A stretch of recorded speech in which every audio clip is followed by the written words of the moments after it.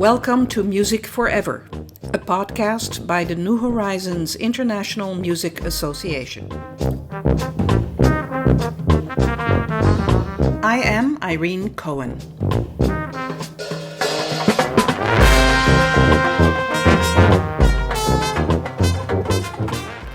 Susan Baskin has been a music teacher in the Greater Toronto area for over 40 years.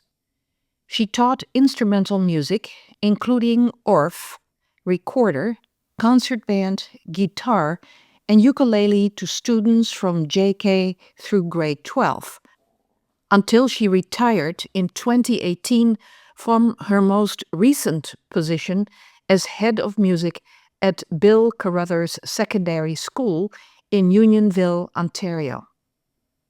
Throughout her teaching career, Susan's students received many accolades and won awards at music festivals at the local, regional, and national level. Susan is passionate about the many benefits of music education for people of all ages. During her school music career, she initiated a long-lasting, highly impactful intergenerational partnership between her students and members of the Encore Symphonic Concert Band in Toronto, Ontario, a group made up of retired professional musicians. Now retired from teaching school music, Susan is currently leading several groups for adults, including a concert band and several ukulele ensembles. Susan is the founder and director of New Horizons Music North York. She also teaches many levels of ukulele classes online for the New Horizons International Music Association, or NIMA. Susan also taught at various NIMA music camps in Mont-Tremblant, Quebec. This interview took place in Toronto in November 2024. Well, today I'm here with Susan Baskin, and we are in Toronto at Susan's kitchen table. Thank you so much. I'm thrilled to be here. And Susan and I go back a few years, actually back during the pandemic. Susan approached me when we started our virtual programming and said, Irene, I would love to teach ukulele online. And that is where it all started. How did music get in your life? Well, music has always been a part of my life. I can't remember a time when music wasn't part of my life. My earliest musical memory is of my mother. My mother was a wonderful woman. She grew up in Denver, Colorado, and she played the baritone ukulele. And I have fond memories of her teaching my siblings and me American folk songs she had learned while attending campfire girls in her youth in the mountains of Colorado. And our favorite song was always Davy Crockett, King of the Wild Frontier. And these formative experiences instilled in me a lifelong passion for singing folk songs accompanied by the ukulele and the guitar. There you go. Wow. Yeah. And as a child, I always loved to sing, and I really enjoyed communal singing opportunities. The best and most enjoyable singing experience I recall were on the longest bus ride to and from summer day camp, where I went till I was about 10, where our counselors led us in rousing renditions for about 45 minutes on the bus of such notables as They Built the Ship Titanic or The Corner Master Store. And it was such fun and such wonderful wordplay. In 1968, at age 11, I attended overnight summer camp for the first time, where I was taught to play the guitar by a wonderful counselor whose name was Arthur Grant. Learning guitar opened up a wonderful world of playing and singing with others at camp, at school, and in youth groups. And my friends and I were folkies for years, and I think I'm still a folkie. Father was not extremely musical. In fact, he was pretty tone deaf, and my mother always told him not to sing. I have two siblings, a brother and a sister. My sister is very gifted in drawing and art and painting, also quite tone deaf, but my brother is a very good musician, plays guitar very well, and has a beautiful singing voice. And he was really my role model. He's 5 years older than me, started playing guitar before I did, also played the flute in high school, and I ended up playing the flute. Mm-hmm. When I entered high school, I started taking school music, and I chose the flute. And my parents allowed me to take weekly flute lessons with Mr. Eric Wise in Hamilton, who was a very good teacher. And I continued with school music all the way throughout my high school years. Now, I grew up in Hamilton, Ontario, And in the late 60s, early 70s, we had grade 13 in Hamilton and in Ontario as a whole. In Hamilton, all kids in grade 13 went to one of two schools that were exclusively for grade 13 students. Well, this offered a fantastic opportunity for the band teacher. Everybody there had played for at least 4 years and were pretty good musicians. And my grade 13 music experience was outstanding. We had a big band just made up of kids who had been at other high schools in Hamilton, and we were capable of playing the classic concert band repertoire made up of British marches, the suites by Holst and Vaughan Williams. And it was really a fantastic experience, probably the best concert band experience I ever had. I started taking piano lessons when I was about 6. There was a woman in our neighborhood who drove around. Her name was Lenore Lebo, and she taught, I think, every kid in the neighborhood pretty much. I kept with Lenore through grade 8, and then in high school, I switched to a teacher at the Royal Conservatory of Music in Hamilton, whose name was Eileen McManamy, and she was a very good teacher. I came out with solid functional piano skills that enabled me to play the piano when I taught elementary school. I used to play the piano for plays at camp.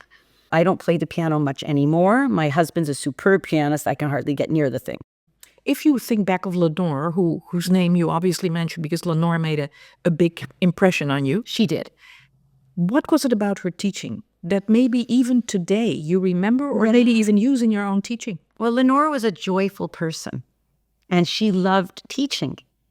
And she was sweet and gentle and kind, never disparaging, and I looked forward to it because I loved music. The other experience I had with music as a young child was ballet lessons. I went to the Royal Conservatory of Music in the basement on Saturday afternoons with Miss Frida Crisp, who was the ballet teacher there from about the age of 6. I don't know that I was elegant. I was a little chubby all my life. I just adored Miss Crisp. She was tall and beautiful, and she taught us to do ballet. But the thing I really liked the most about the ballet lessons was the music coming from the piano. For 2 years in middle school, we had a teacher who did choir, and that was my first experience singing choral music in groups where one was presented with music, which one had to sight sing, and harmony. And it wasn't until I got to university that I was able to have some good choral experiences. I attended Carleton University in Ottawa, and I planned to study anthropology and museum studies. However, I found myself continuously attracted to the offerings of the music department. Carleton had a very small music faculty, and there were a lot of opportunities for engagement. So I took an early music course and played in an early music ensemble. And for the very first time in my life, I was able to sing in a high-level chorus. And we sang pieces like Handel's Messiah, which I was completely ignorant of, Haydn's The Creation, for a Requiem, the Symphony of Psalms by Stravinsky. This was a world I had no idea about. I had never been exposed to music like that, and I was completely enthralled. So at some point, the university called me in and said, "You have more music credits than anthropology credits. You're going to get a Bachelor of Music with a minor in anthropology." I was invited by Dr. Elaine Keeler, who was a marvelous pianist and scholar on the faculty of music at Carleton. She offered me a fellowship to do a master's degree in Canadian music studies. And I served as her assistant in doing the chapters on Canadian folk music in the Canadian Encyclopedia of Music. It was a marvelous project, and I learned a great deal about folk music across Canada. And I also was offered the opportunity to do a project through the Canadian Museum of Man. They had some projects sitting in their vaults that needed to be completed. One of the projects involved an anthropologist whose name was Metschling, who had been at Harvard 1915 to 17. He had gone out to the St. John's River in New Brunswick and recorded approximately 30 wax cylinders of the singing done by the people he met out there, the Indigenous people. He had a list of what the name of each wax cylinder was, and there were 30 cylinders, and that was it. And they wanted a student who would transcribe the music and try to find out some history about it. And I wrote a dissertation, which you can read. It's in the National Library in Ottawa. Just a couple months ago, I had an inquiry from somebody asking if they could use one of my transcriptions.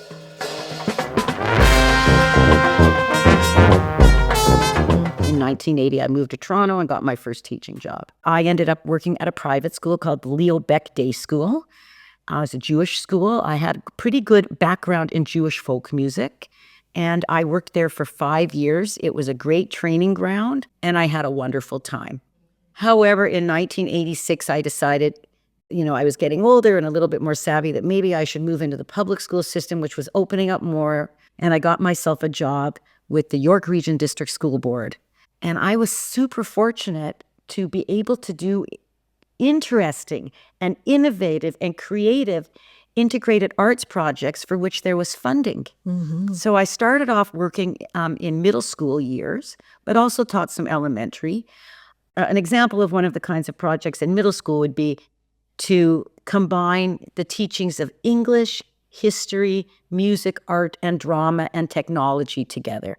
I brought in a friend who was very good at stop motion animation. The kids did research on historical topics in grade 7 and 8 history that were of interest to them. They wrote scripts. They developed 3 artistic scenes panels. They made little mannequins from wire and plasticine, which they made clothes for, and reenacted scenes like Billy Bishop flying ace, or the explosion in the Halifax Harbor, Right. the Stanley Cup. And they were really successful.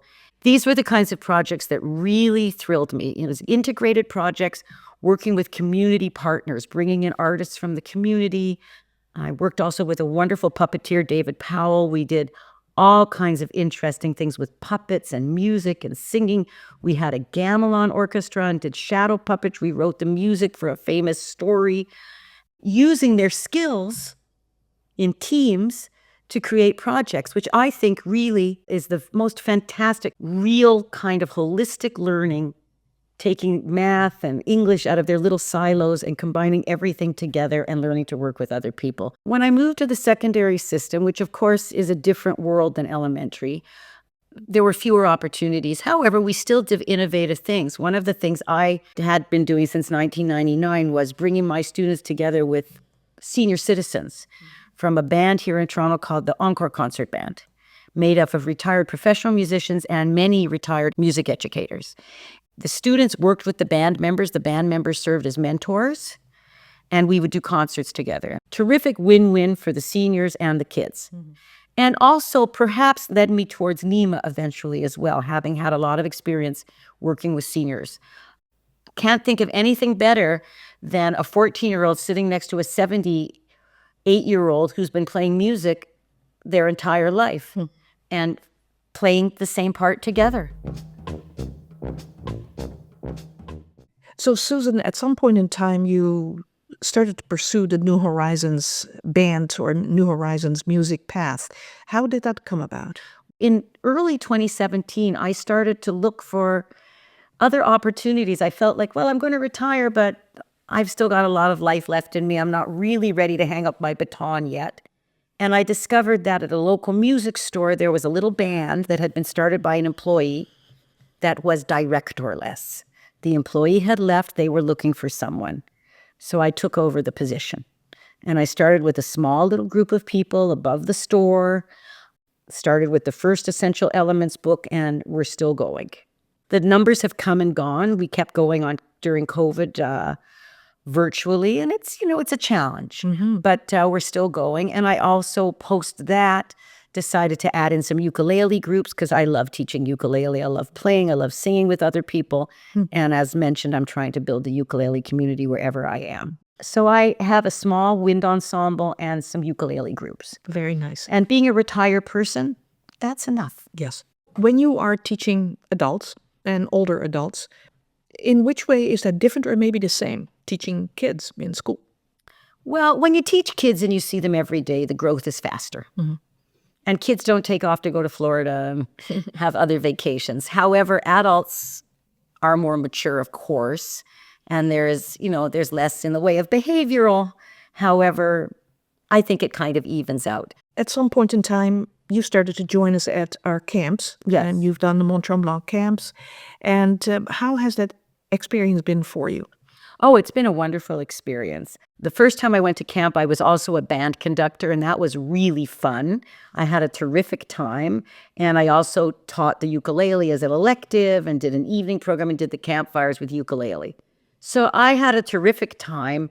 It's wonderful to see everybody at the campfire coming and singing songs they know, and the ukulele players and people who played mandolin and guitar bringing their instruments and joining in along. The second year, it was exclusively ukulele.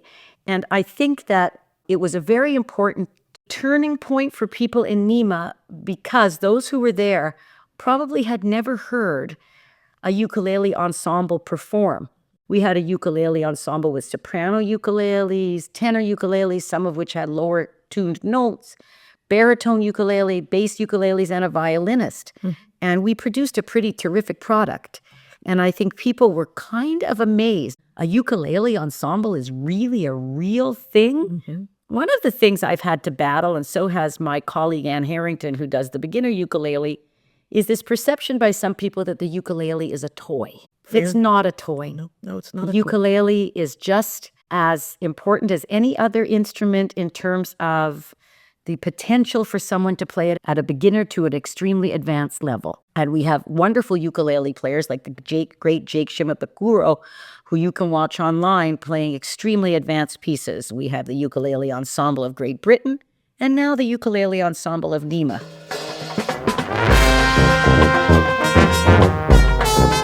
You also have mentioned that it is a great instrument for the older adult to learn. So I spent many years teaching guitar to high school students who are young and nimble. Guitar is a much more difficult instrument. The neck is much wider. Acoustic guitars have steel strings, which take a great deal more strength to push down. And the learning curve on guitar is quite slow. The learning curve on clarinet, the learning curve on trumpet, the learning curve on band instruments, it's a slow curve. It takes a long time to develop proficiency and enough proficiency to play in a band. However, the wonderful, sweet ukulele is light, it's inexpensive, easy to play, and within 2 hours, my students can walk away playing 3 or 4 different songs. Within a few weeks, in a month or two, they can play many songs. They can play in an ensemble. They can go to a jam session. And they can continue to work on their skills and have a lot of fun. It also is an instrument where you don't have to blow. So some people as they age develop problems with their teeth and their jaws. It's a very light instrument, so people who develop arthritis or rotator cuff issues don't have as many difficulties holding a heavy instrument. When we play ukulele as a strum-along instrument, we work from what we call chord charts. And people use their fingers to make chords. Chords are clusters of notes. So if we play, for instance, a C chord that requires a C, E, and G, we need to know where to put our fingers to create those notes on a ukulele to be able to strum a C chord. What I teach people to do is read chord charts to learn a certain number of chords, and I teach them how to strum in a rhythmic manner. And once we can strum, once we can play some chords, we put it together. And the third element is to sing along. And really 3 things: strum in a rhythmic manner with chords and singing. And people read the chord charts and they'll see C, which means put your fingers in a certain way, G7, put your fingers in a certain way, F, put your finger in a certain way. And if you can play C, F, and G7, you can play hundreds of songs. Add an A minor in there, you've got the whole doo-wop repertoire. There are many, many songs that are very, very simple. With 3 or 4 chords under your belt, it can open you up to a world of fun, a world of happiness. There are many online ukulele events. There are lots of ukulele clubs springing up in people's communities. I think for seniors in particular, there is no better instrument. In the spring of 2025, we're offering a finger-picking class. And in finger-picking, we do start to learn how to read notes and find the pitches on the ukulele fretboard, and to learn to play single tunes and to bring out tunes on our ukulele and to pick them. And it is a very different kind of a class, which enables people to do more interesting things with their ukulele playing to take it to a higher level. And certainly when we are getting together at the campfires at band camp, then we have a beautiful fire going, some marshmallows. And Susan has put together this amazing book, songbook, that we use. And if you don't play, then you just sing along or you just enjoy the fire. Yeah, you can tap, you can bring a pair of spoons. Before we actually turn on the microphone, you were telling me a little bit about a new project that you're involved in. Maybe you want to talk a little bit about that at Baycrest, which is... Yes. Yeah, you describe what's... Well, I got a phone call during the summer from a woman who runs a program at Baycrest that's associated with a program called the Kimmel Program for Brain Health and Wellness. And the people at Baycrest do tremendous research on cognitive health in seniors.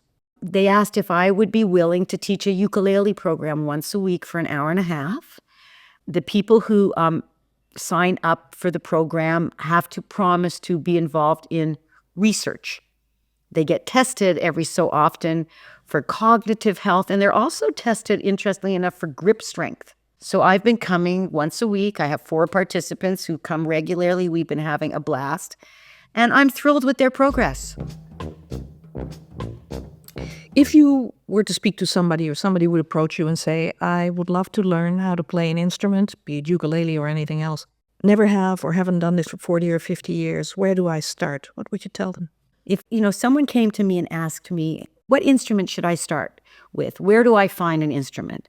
I would really recommend ukulele. I think that that's the one to start with. And if they want to play a band instrument, I would very much suggest that they do a little research on the various band instruments. They think about their body strength, maybe work with somebody who's a experienced band conductor to find out what instrument might work best for them. And I really recommend to people that they take some private lessons with a good instructor initially. I think people can develop bad habits, and a good instructor at the very beginning can really lead you in the right direction. People reached out to me saying, I live in a community upstate New York where there isn't anybody teaching ukulele. I love your classes. Can I participate? Of course. Yes. Our goal here is to build a ukulele community, and we're very lucky having something like Zoom, which enables us to do this. Yes. So anybody who wants to call me and join, and I have classes from beginner through beginner plus and through intermediate. And I know that other colleagues of mine in New Horizons are also doing it. For instance, Nina Anderson in Maine has spoken with me, and she's running a beginner class in Maine. And Ann Harrington is running classes in Florida. So probably we have a little list of people who are teaching ukulele in NEMA in various places and online. Yes. Yes, which is wonderful. And again, these are people who've just sort of met through our organization, never met each other before. And although the pandemic was a hard time, it has enabled all of us to get to know each other and to work together. It's really very unique. Yes. And I'm very, very grateful that way back when you sent me an email and said, hey, I'm here. I know how to do this. And we just did it. And we did. We are not close geographically, but we feel very close online, doing this wonderful thing called making music. Yes. And isn't that the whole point of New Horizons? Mm-hmm. That people who have reached a certain stage, their careers, were successful and behind them, they've raised their kids and launched them. And for the first time, maybe in years and years, they've got time on their hands, can engage in music learning of various different kinds, whether it's learning about music of the Beatles or jazz musicians, learning ukulele online. It's so wonderful that NEMA has so many fantastic opportunities for us all to engage in. Thank you very much for this lovely interview and for this lovely insight in how music has made a difference in your life, but also how you making music and teaching music has made such a difference in so many people's lives. Thank you very much.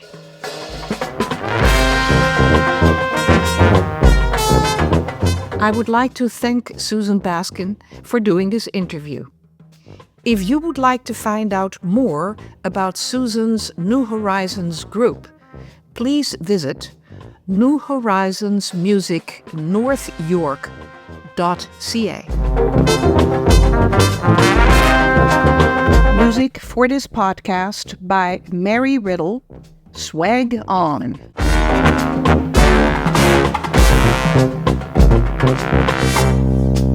Thanks for joining us for this episode of Music Forever. If you are interested to be interviewed for this podcast, please email us at nimapodcast@gmail.com. That is NHIMA podcast@gmail.com. See you next time.